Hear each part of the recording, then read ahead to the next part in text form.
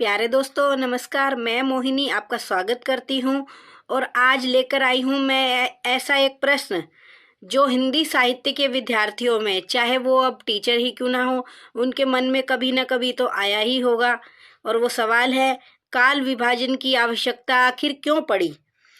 इस सवाल पर भी चर्चा करेंगे। उसके साथ साथ हम देखेंगे कि काल विभाजन एवं नामकरण करते समय ध्यान में हमें क्या क्या बातें रखनी चाहिए और नामकरण किन किन आधारों पर किया जा सकता है, और हिंदी में विद्वानों ने किस किस कवि को पहला कवि माना है और सर्वमान्य मत से किस कवि को पहला कवि माना जाता है। तो चलिए हम क्लास की शुरुआत करते हैं, ज़्यादा समय ना खराब करते हुए। तो देखते हैं काल विभाजन की आवश्यकता हमें क्यों पड़ी। तो पहला है किसी वस्तु, साहित्य या साहित्य की प्रवृत्ति आदि का ठीक ठाक ज्ञान कराने और उसे सहज बनाने के लिए उसे खंडों व उपखंडों में बांट दिया जाता है। किसी भी चीज को अगर हम सहज तरीके से देखें तो हमें उसे ये देखना पड़ता है कि पहले उसे खंडों में बांट दिया, फिर उसके विभाग कर दिए। जैसे हमने भक्ति काल में देखा है, भक्ति काल को दो भागों में बांट दिया, निर्गुण भक्ति, सगुण भक्ति। उसके बाद क्या किया, निर्गुण भक्ति को भी दो भागों में बांट दिया और सगुण भक्ति को भी दो भागों में बांट दिया। तो उसे ही हम कह रहे हैं खंडों व उपखंडों में बांटना। ये किस लिए होता है, ये उस चीज को सहज बनाने के लिए, सरल बनाने के लिए ये किया जाता है। अगला हम देखते हैं युग चेतना को दिखाने के लिए, मतलब कि उस युग में वहां रह रहे मानवों के मन में क्या था, उस युग में कौन सी चेतना चल रही थी। जैसे हम भक्ति काल को पढ़ते हैं तो उस टाइम मतलब लोगों का भक्ति पर ज्यादा जोर था, और रीति काल को हम पढ़ते हैं, रीति काल यानी श्रृंगार काल के नाम से भी हम जानते हैं। तो उस टाइम लोगों के मन में, या फिर मतलब दरबारी, जो दरबार के लोग रहे हैं, दरबारियों के मन में क्या रहा है, उनके मन में श्रृंगार मतलब प्रेम की ओर ज्यादा झुकाव रहा है। तो ऐसे ये कहा जा रहा उस युग में मानवों की क्या चेतना थी।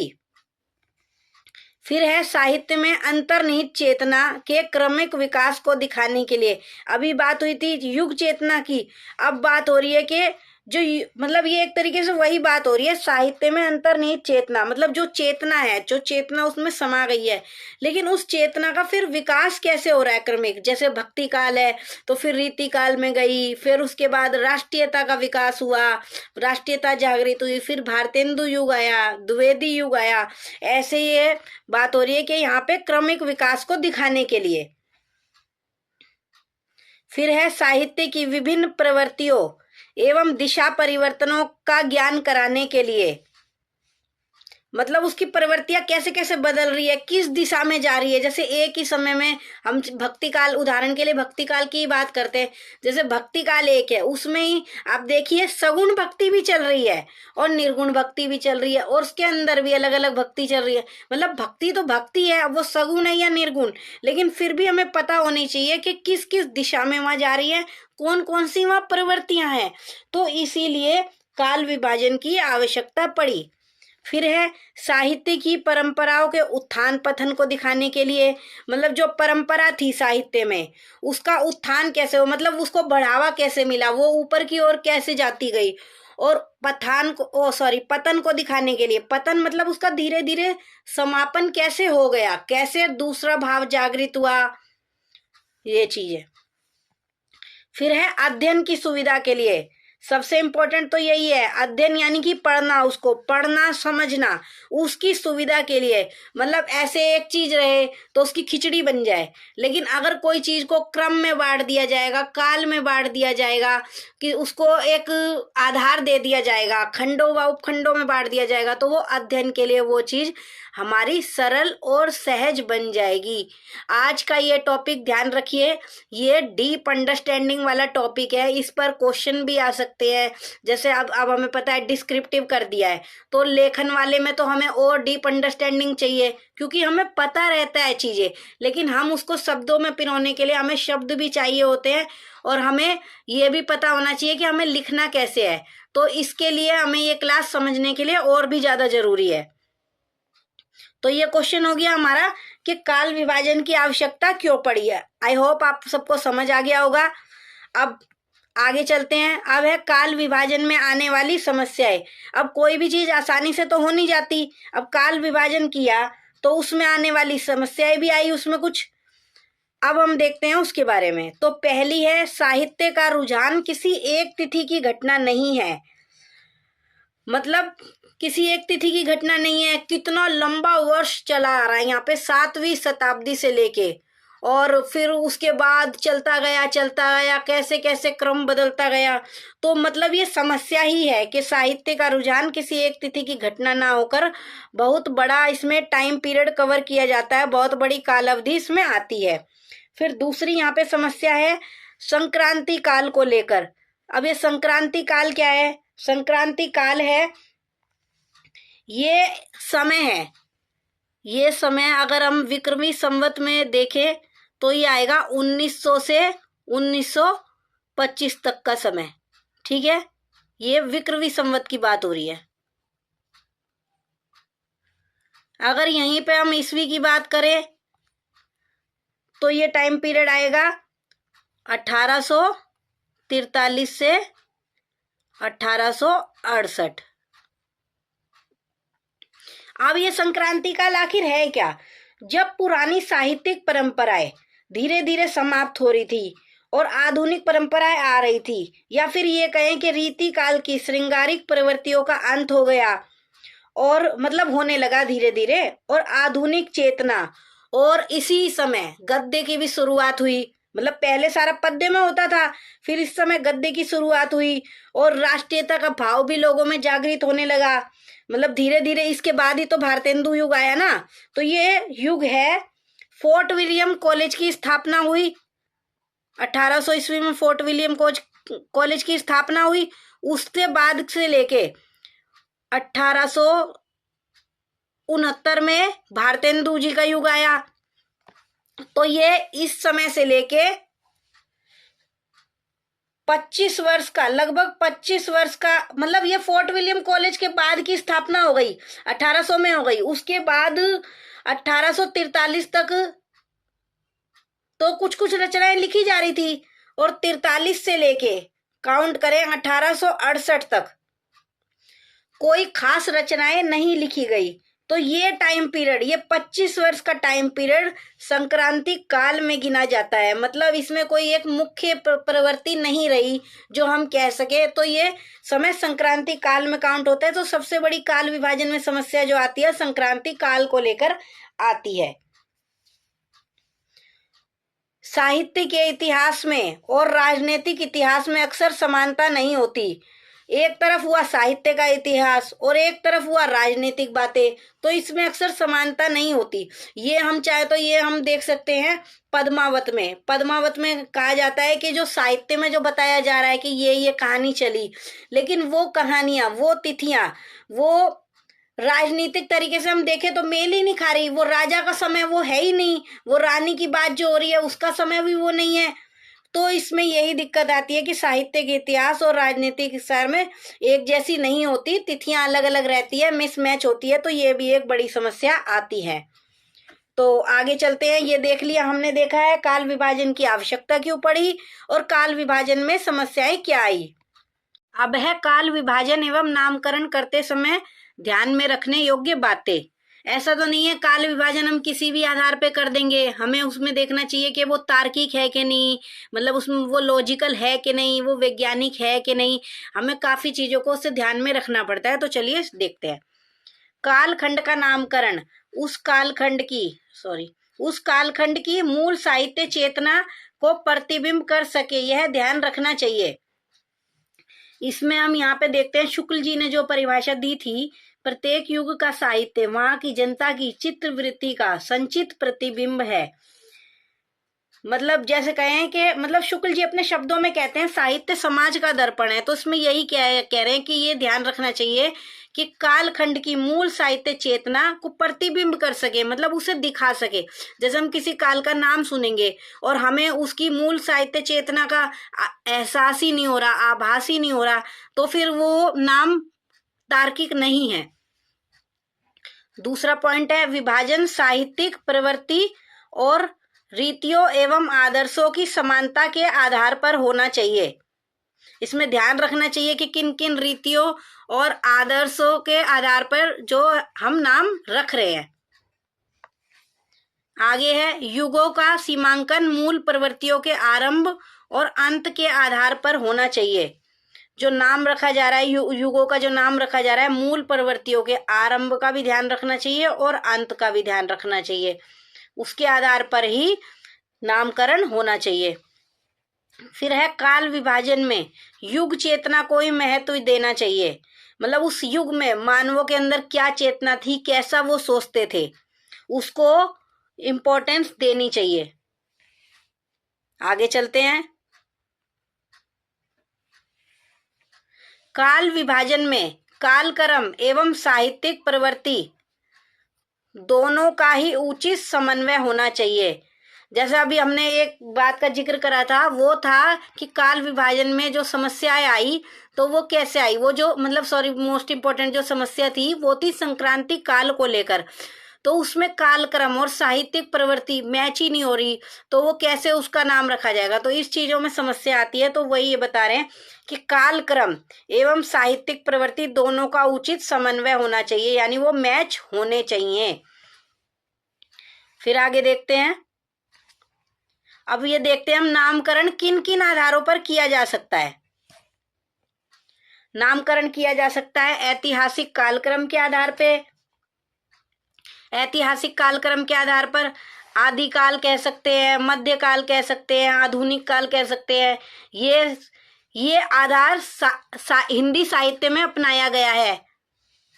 शासक और उनके शासनकाल के आधार पर विक्टोरियन, मुगल काल, मराठा काल ये भी अपना सकते हैं, लेकिन ये हिंदी साहित्य में इसको नहीं अपनाया गया है। फिर है राष्ट्रीय, सामाजिक और सांस्कृतिक घटना व आंदोलन के आधार पर। पुनर्जागरण काल और स्वतंत्र काल ये भी अपनाया गया है कहीं ना कहीं, कि किसी विद्वान ने ये अपनाया है, हम देखेंगे तो। फिर है साहित्यिक प्रवृत्तियों के आधार पर। साहित्यिक प्रवृत्तियों के आधार पर है वीर गाथा काल, भक्ति काल, रीति काल, छायावाद, प्रगतिवाद और प्रयोगवाद। ये हमारे हिंदी साहित्य में अपनाया गया है। फिर है साहित्य नेता और उसकी प्रभाव परिधि के आधार पर। भारतेंदु, द्विवेदी, शुक्ल युग, प्रसाद युग ये भी हिंदी साहित्य में अपनाया गया है। फिर है लोकनायक और उसके प्रभाव के आधार पर। लोकनायक और उसके प्रभाव के आधार पर क्या है, नेहरू युग और गांधी युग। ये हिंदी साहित्य में इस प्रवृत्ति को भी जो है नहीं अपनाया गया। तो हिंदी साहित्य में किस किस प्रवृत्ति को अपनाया गया है, एक ही हो गया ऐतिहासिक कालक्रम वाला, ये इतना इम्पोर्टेंट नहीं है, ये थोड़ा बहुत पढ़ लेंगे। और इसको अपनाया गया साहित्यिक प्रवृत्तियों के आधार पर।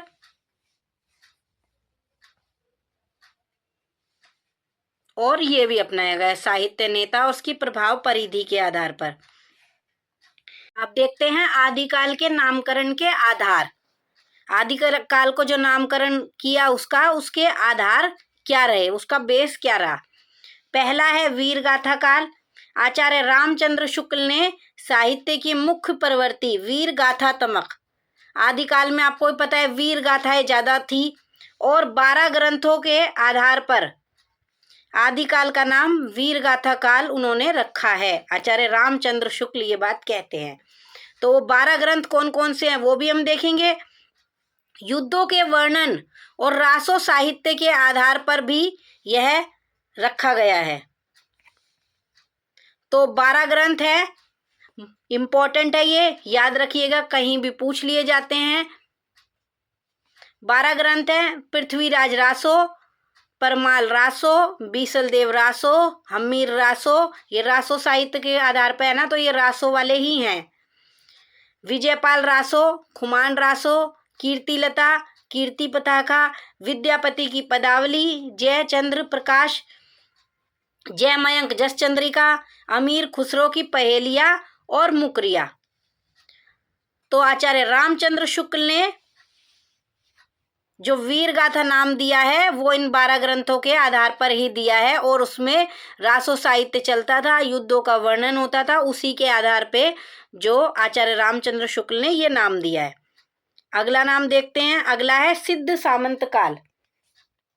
सिद्ध सामंत काल पंडित राहुल सांकृत्यायन ने दिया है। ये कहते हैं सिद्धों की वाणी और सामंतों यानी राजाओं की स्तुति के आधार पर, मतलब जो दरबार में रहते थे वो राजाओं की बड़ाई करते थे, उनकी स्तुति करते थे, तो उसी के आधार पर, और सिद्धों की वाणी भी थी इसमें कुछ, तो उसके आधार पर इन्होंने रखा है सिद्ध सामंत काल। अगला देखते हैं। अगला है बीज वपन काल। बीज वपन काल नाम किसने दिया था? महावीर प्रसाद द्विवेदी ने दिया था। हिंदी साहित्य के बीजारोपण यानी कि कहें शुरुआत के आधार पर यह नाम महावीर प्रसाद द्विवेदी ने दिया है। फिर है आदिकाल नाम। ये मोस्ट इम्पॉर्टेंट नाम की, जिनको ज़्यादा जो फेमस है, जो उनको ज़्यादा बार बार आते हैं और पूछे जाते हैं, तो उन्हीं का ये नाम यहाँ पे दिया गया है। इस नामकरण में समस्त साहित्यिक धाराएं शामिल हो जाती हैं। आदिकाल से यानी कि किसी युग की शुरुआत हो रही है, किसी काल की शुरुआत हो रही है, इस नाम का बोध होता है हमें ये नाम सुनते ही। तो इसीलिए आदिकाल नामकरण ही उपयुक्त, तर्क संगत, सटीक एवं सार्थक है, या कहें सर्वमान्य मत से आदिकाल नाम ही फेमस है, सर्वमान्य है। आगे देखते हैं। हिंदी का पहला कवि विद्वानों की दृष्टि में, तो हम देखेंगे कि किस विद्वान ने किस कवि को हिंदी का पहला कवि माना है। तो हम वासुदेव सिंह की बात करें तो इन्होंने जोइंदू को पहला कवि माना है। आचार्य रामचंद्र शुक्ल की बात करें तो इन्होंने राजा मुंज और राजा भोज को पहला कवि माना है। चंद्रधर शर्मा गुलेरी को हम देखते हैं तो इन्होंने राजा मुंज को पहला कवि माना है। ये भी इम्पोर्टेंट है, ये भी इम्पोर्टेंट है। ठाकुर शिव सिंह सेंगर और ग्रेसन यानी जॉर्ज अब्राहम ग्रेसन और मिश्र बंधु, इन तीनों ने पुष्य या पुंड्र, इन्हें पुष्य या पुष्प या पुंड्र कवि कहा जाता है, इसको पहला कवि माना है। ये भी मोस्ट इम्पोर्टेंट है। फिर है हजारी प्रसाद द्विवेदी, इन्होंने अब्दुल रहमान या फिर अब्दुल रहमान के नाम से भी जानते हैं, इनको पहला कवि माना है। फिर है राम कुमार वर्मा। डॉक्टर राम कुमार वर्मा ने स्वयंभू को पहला कवि माना है।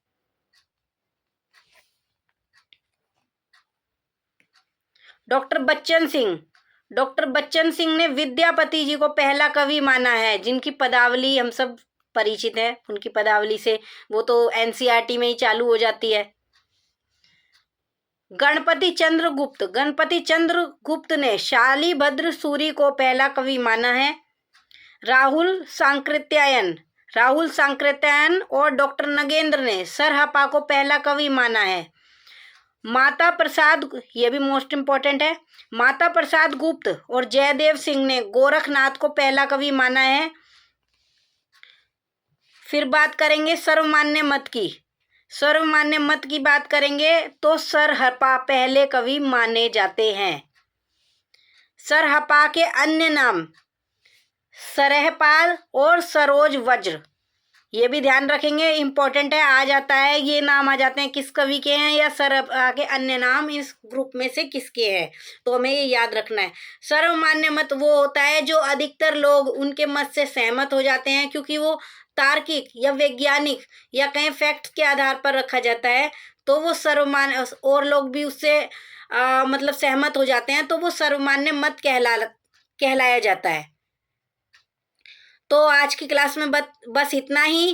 तब जल्दी आएंगे हम अपनी नेक्स्ट क्लास लेके, तो तब तक के लिए आप लोग पढ़ते रहिए। नमस्कार।